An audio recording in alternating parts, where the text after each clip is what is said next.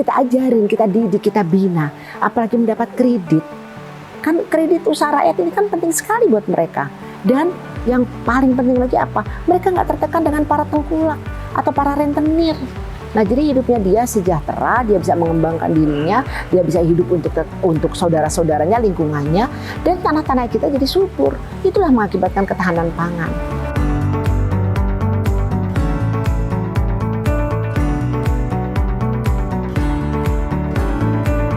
Ikatan Keluarga Alumni Lemhanas IKAL DKI Jakarta terus bergerak memberikan manfaat untuk masyarakat luas. Salah satunya adalah menjalin kerjasama dengan Bank Jabar Banten dalam penyaluran kredit usaha rakyat bagi petani. Penandatanganan kerjasama itu dilangsungkan di salah satu hotel di Kota Bandung, Selasa 1 Maret 2022. Ketua IKAL Lemhanas DKI Jakarta, Silviana Murni, mengatakan, kerjasama itu dilakukan dalam rangka menjaga ketahanan pangan nasional yang menjadi salah satu fokus gerak Lemhanas. Sebagai inisiator dalam kerjasama itu, IKAL ingin memastikan ketahanan pangan tetap terjaga dengan baik. Untuk langkah awal, IKAL Lemhanas DKI Jakarta menggait Bank Jabar Banten dalam penyaluran kredit kepada para petani. MUI ini berbagai kegiatan. Yang penting bagaimana kita, seperti visi misinya Lemhanas, yaitu ketahanan bangsa. Nah, ketahanan bangsa ini kan banyak macamnya.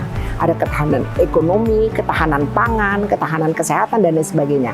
Nah, salah satu yang kita bahas di sini adalah tentang ketahanan pangan. Nah, kenapa DKI ikut? Karena DPD DKI ini sebagai, boleh dibilang, inisiator terbentuknya MOU kerjasama antara DPP IKAL Lemhanas dengan Bank Jabar. Nah, ini yang menurut saya sangat bagus sekali. Kenapa?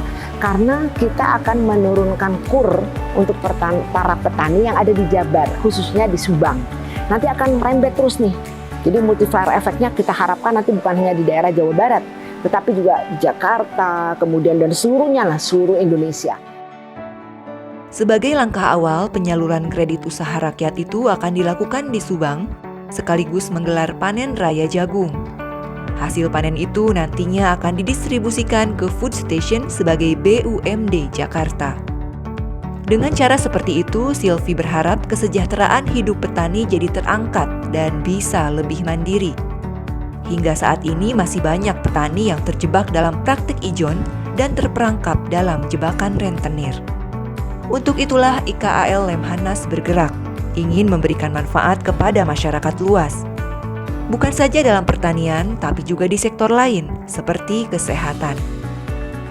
Beberapa waktu lalu, IKAL Lemhanas DKI Jakarta menggelar vaksinasi massal sebagai salah satu ikhtiar mengatasi pandemi.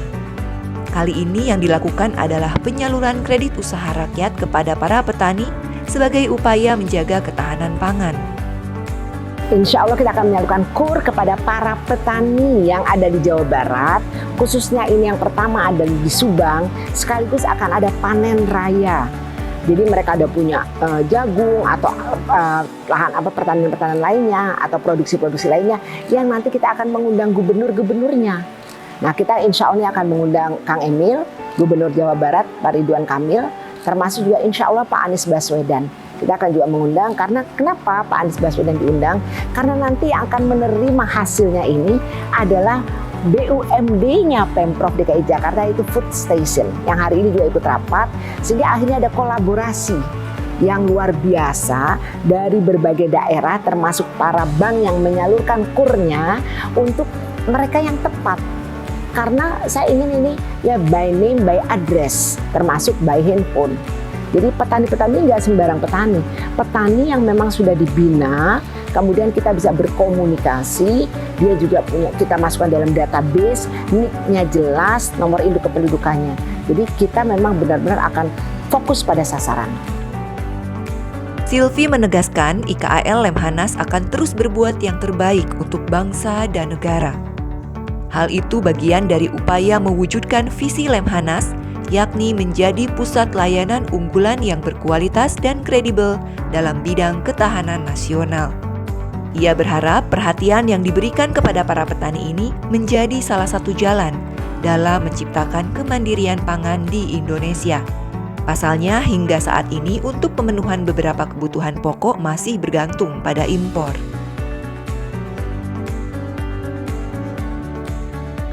Jadi harapan kita bahwa petani ini, mohon maaf ini, tidak dijual kalau bisa dia menjualnya pada saat kita bilang apa ya, ijon gitu. Belum selesai sudah diijon tapi harganya jadi murah. Kan artinya kesejahteraan petani sampai kapan? Nah kemudian kita juga mesti impor gitu, apa-apa mesti impor, garam aja kalau kita mesti impor misalnya gitu ya, beras. Nah, kita berharap ada kemandirian pangan. Nah seperti dulu kita ada swasembada pangan, itu harapan kita. Kalau orang bilang, wah masih jauh, ya kita rintis. Untuk menjadi besar kan kita harus merintisnya dari kecil.